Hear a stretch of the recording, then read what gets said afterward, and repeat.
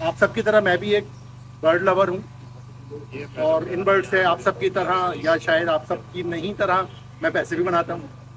तो मैं इस साल जो भी हालात बर्ड्स के हम सबके सामने हैं, उन हालात की बेसिस के ऊपर मैं क्या कर रहा हूँ, तो मैं वही कर रहा हूँ जो मुझे समझ में आ रहा है, जो मुझे लगता है अपने तजर्बे से और अपनी छोटी सी दानाई से कि जो बेहतर है वो मैं कर रहा हूँ। मैं क्या कर रहा हूँ, मैंने क्या स्ट्रैटेजी अपने लिए अपनाई हुई है वो मैं आपसे शेयर कर लेता हूँ। जब होगोरोमो बहुत सस्ते हो गए थे, मैंने उससे ही पहले इम्प्रूवमेंट पे काम शुरू कर दिया था होगोरोमो की भी, और एग्जीबिशन होगोरोमो बनाने शुरू कर दिए थे।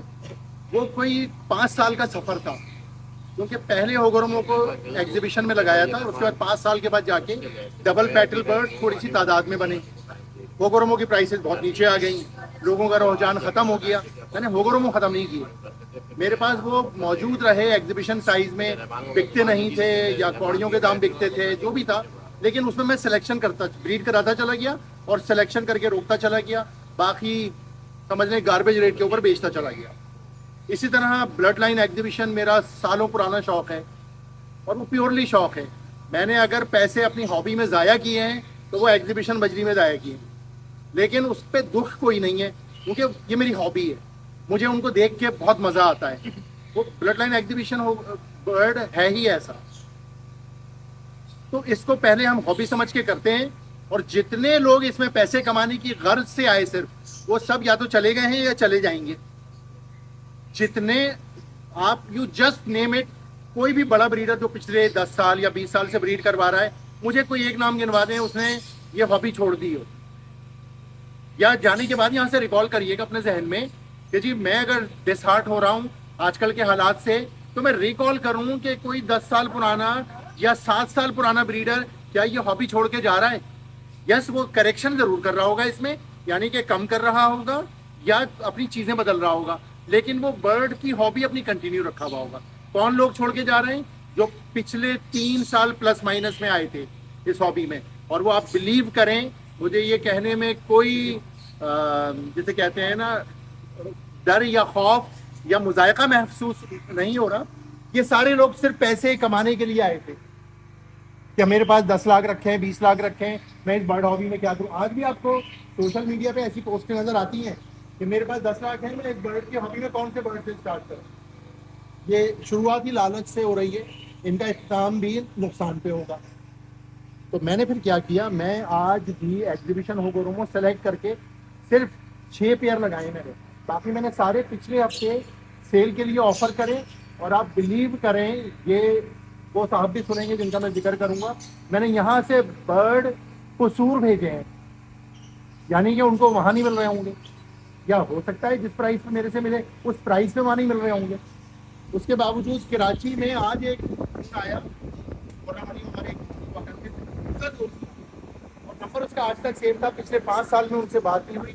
नाम है अमान, सऊद जानते होंगे इनको, सऊद अमान को जानते हो ना? जी बिल्कुल, खुरम के साथ। उसने एग्जीबिशन होगोरोमो का पेयर मांगा मुझसे, और आप ये देखें बहुत पुराना ब्रीडर है, वो बजरी का ट्रू लवर है।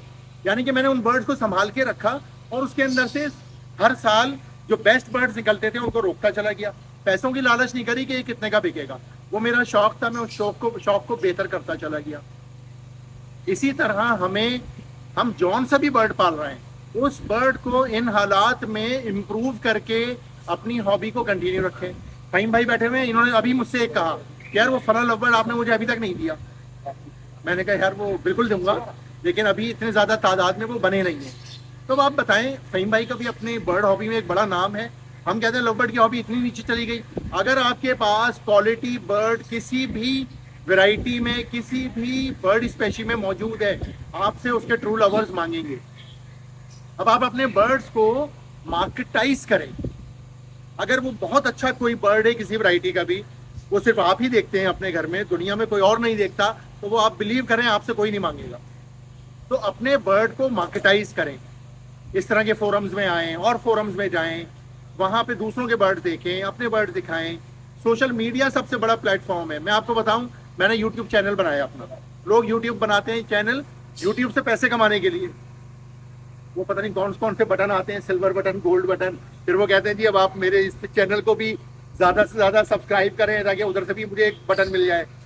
मेरा ये ऑब्जेक्टिव ही नहीं है यूट्यूब से पैसे बनाना। और जाकिर, और बटन भी नहीं चाहिए मेरे पास, ऑलरेडी बटन कपड़ों में काफ़ी लगे हुए हैं। और जाकिर नाइक ने भी पाकिस्तान आए तो उन्होंने कहा यूट्यूब से पैसे कमाना आराम है। खैर चलें, ये मुख्तलिफ दीनी फ़िक़ात के अपने अपने बिलीफ फैक्टर्स हैं। मैंने यूट्यूब चैनल बनाया, मैं आप सबको बताऊं, फेसबुक पे हम सब मौजूद हैं, व्हाट्सएप ग्रुप्स में हम सब मौजूद हैं, सोसाइटीज़ में हम सब जाते हैं। जो ये काम नहीं करते वो करना शुरू कर दें अगर बर्ड्स पाल रहे हैं। मैंने यूट्यूब चैनल बनाया सिर्फ बर्ड्स की मार्केटिंग के लिए। मैं अगर मैं नज़र आऊँगा इस हॉबी में, मैं अगर बर्ड्स दिखाऊँगा अपने और दूसरों के, तो लोगों को नज़र आएंगे, फिर लोग मांगेंगे आपसे। हमेशा अपनी नीयत साफ रखें, आप सिंसियर रहें और मार्केट करें। रिस्क देने वाली ज़ात अल्लाह ताला की है, आपके पास कस्टमर आएगा। बहुत सारे लोग ये कहते हैं हम बर्ड पालें, आरिफ साहब, सऊद साहब, फ़हीम साहब, आप तो बड़े मशहूर हैं, आपके बर्ड बिक जाएंगे, हमारे कैसे बिकेंगे? तो हम भी कोई ऐसे कोई पैदा हुए थे? हम भी ऐसे पैदा नहीं हुए थे, हमें भी कोई नहीं जानता था। लेकिन वक्त गुजारा और वक्त के साथ साथ तो बेहतर समझ में आया, वो काम किए, तो आज अल्हम्दुलिल्लाह शहर से बाहर बहुत लोग जानते हैं, मुल्क से बाहर बहुत लोग जानते हैं। ये तो बर्ड्स की हॉबी में इस वक्त डाउनफॉल आया हुआ है, ये सिर्फ पाकिस्तान में नहीं है। मुझे इंडिया से एक मेरे सब्सक्राइबर का फ़ोन आया दिल्ली से चंद रोज़ पहले। उसने कहा आरिफ साहब हम बड़े परेशान हैं, हम आपकी वीडियो में 8 महीने से देखता हूँ। वो चार्टर्ड अकाउंटेंट है, वहाँ पे फ्रीलांसर अपना काम करता है और परेशान था। तो मैंने कहा यार तुम लोग की तो इकॉनमी बहुत अच्छी है इंडिया की, जो हम यहाँ बैठ के सुनते हैं, तो तुम्हारे यहाँ बर्ड्स का भी काम अच्छा हो। कहने लगे नहीं, इकॉनमी जितनी दिखाई जाती है उतनी अच्छी नहीं है, और बर्ड्स में हम इंडियंस पाकिस्तान को फॉलो करते हैं। जो ट्रेंड पाकिस्तान में चल रहा होता है वो यहाँ चल रहा होता है, इंडिया और बांग्लादेश दोनों, क्योंकि बांग्लादेश से बर्ड इंडिया जाता है। मैंने कहा तुम लोग क्यों फॉलो करते हो हमें? तुम्हारे यहाँ तो हमारे यहाँ से बर्ड जा भी नहीं सकता और आ भी नहीं सकता। वो कहते हैं ये एक नेचुरल फिनोमेना है कि हमारे सारे बर्ड हॉबियर्स पाकिस्तान के लोगों को फॉलो करते हैं। आपके यहाँ जो बर्ड पिट रहा है वो हमारे यहाँ पिट रहा है, जिसके पीछे आपके यहाँ लोग भाग रहे हैं हमारे यहाँ भी उसी के पीछे भाग रहे हैं। प्राइसेस भी वही हैं। एल्बाइनो अगर हमारे यहाँ लोग 3000 में बेच रहे हैं और ख़रीद रहे हैं तो उनके यहाँ भी 1000 का है। लेकिन जो लोग ये 10,000 के 3 पेयर और 1 पेयर मुफ्त, मैं इन तमाम मामलात से एग्री ही नहीं करता। इन सब लोगों ने हम जैसे लोगों से बर्ड ख़रीदे, उसके बाद जिस जगह लाके रखे उस जगह में कई बीमारियां थी। एक भटकी जिसमें 5 बर्ड आ सकते थे, 25 बर्ड लेकर आए। जब इस तरह करते हैं आप तो बीमारियां आती हैं उस बर्ड के अंदर। नहीं भी अभी हमें बंद कर दें इस छोटे से कमरे में, 100 लोग बंद कर दें, सुबह तक उन 100 में से 10 बीमार होंगे। तो इस तरह बर्ड लाए, फिर अपनी दुकानों में रखा। दुकानों में डेफिनेटली मुख्तलिफ जगहों से बर्ड आता है, वो बीमार हुआ। आज आप बिलीव करें, मुझे एक लड़का कहता है उन बफर जोन की, वो मेरे दोस्तों की दुकानें हैं, उससे मेरा कोई ज़ाती इख्तिलाफ नहीं, लेकिन जो हकीकत है, लोग कहते हैं उन दुकानों पे लोग सुबह आके खड़े हुए होते हैं कि भाई कल आपसे बर्ड लिया था, ये मर गया या ये बीमार हो गया। इसमें उस दुकानदार का कसूर नहीं है, खरीदने वाले का कसूर है। उसने पहले अपनी नॉलेज क्यों नहीं एनहांस करी? क्यों ऐसी जगह से लिए जहाँ से जाके बीमारी के चांसेस ज़्यादा थे? तो मैंने क्या किया, मैं इस वक्त एग्जीबिशन होगोरोमो के सिर्फ सेलेक्टेड 6 पेयर ब्रीड करवा रहा हूँ।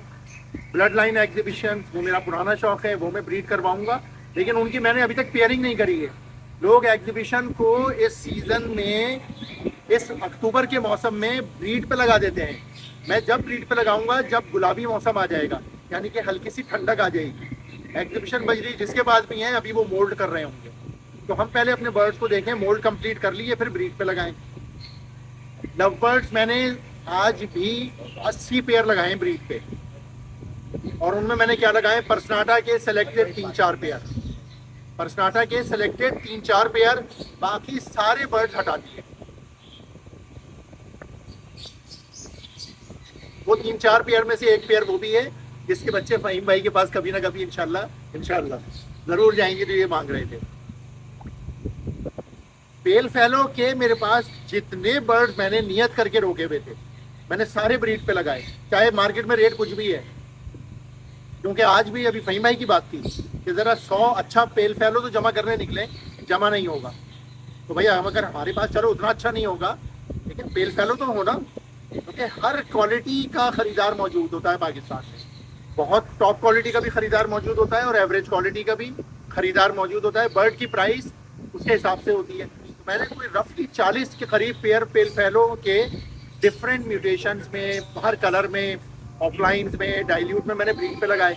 टेल फैलो के अलावा मैंने एल्बाइनो क्रिमीनो के भी तकरीबन 35 पेयर लगाए ब्रीड पे, पिछले साल से ज़्यादा लगाए, क्योंकि ये इसके हमेशा, ये तो आज लोगों ने बोलना शुरू किया ना भी सोशल मीडिया पे 5,000 और ये, और जिन लोगों ने स्टार्ट किया उन्होंने ही कहा था बर्ड सस्ते करके बेचो, तो उनकी 1 साल पुरानी वाली वीडियो पे हम बिलीव करें या आज की वीडियो पे बिलीव करें, इसलिए हमेशा अपने जहन से सोचें।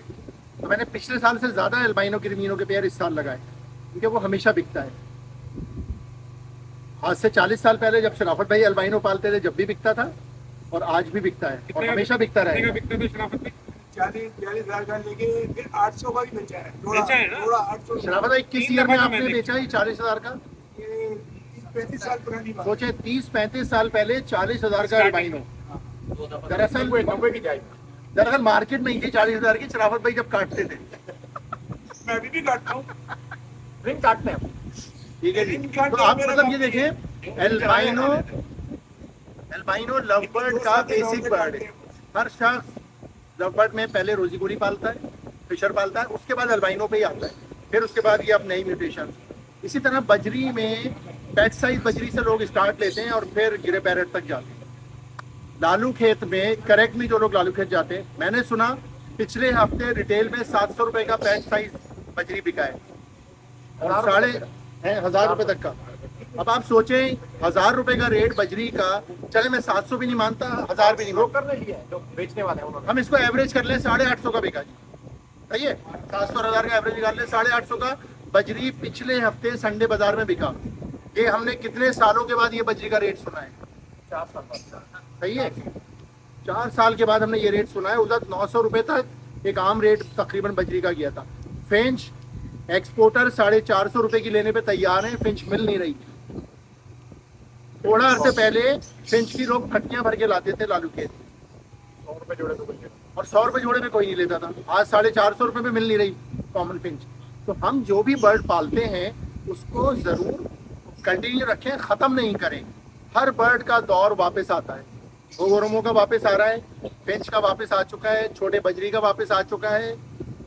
ग्रे पैरेट कितने का हो गया था कुछ दिन से पहले, बताइए जरा। तो वापस नीचे रेट गिरा था, जो नीचे गिरा था कहाँ तक गया? 1.5 लाख रुपए तक। 1.5 लाख रुपए तक आ गया था। आज 2.5 लाख रुपए का ग्रे पैरेट का पेयर नहीं मिल रहा। और बढ़ती भी। ये जुनेद बैठे हुए, इन्होंने ग्रे पैरेट्स कम किए या खत्म किए, आज ये कह रहे हैं मैं दोबारा बढ़ाऊंगा। तुमने खत्म कर दिया।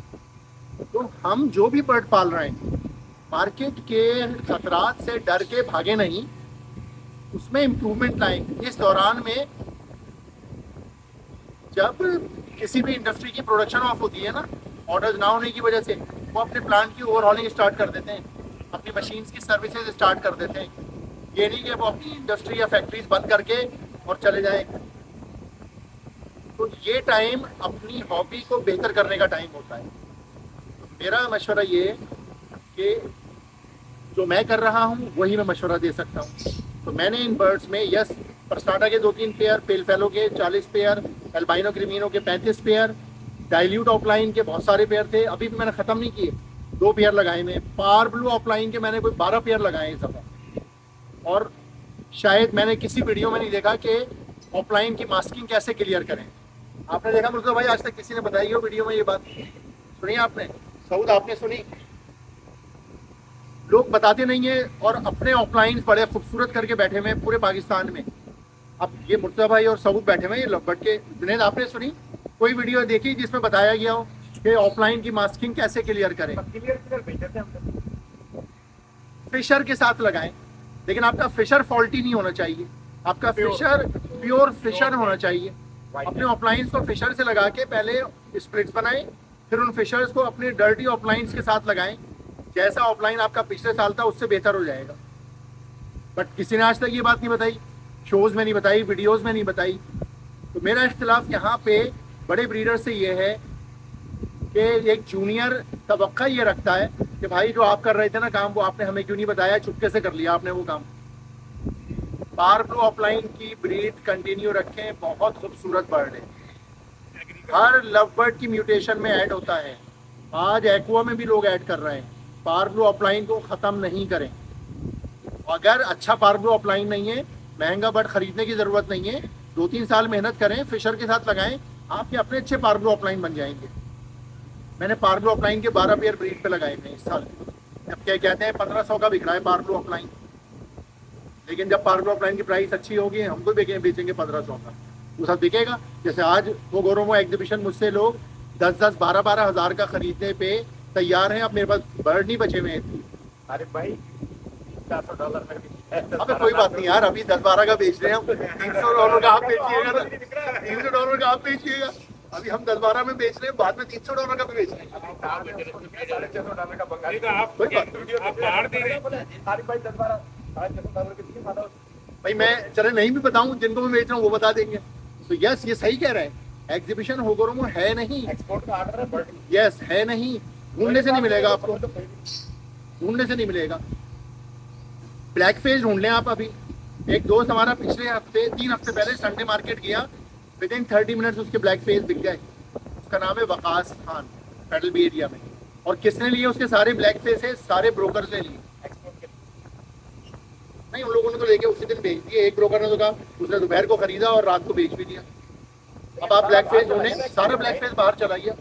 कितना एक्सेस एक्सपोर्ट के लिए जमा हो रहा था ना बेसिकली। ईरान वाले ले रहे हैं। नहीं ईरान भाई था ही नहीं तादाद में इतना। डायरेक्ट कोई तो है तादाद में था ही नहीं पाकिस्तान में इतना। क्वांटिटी नहीं थी।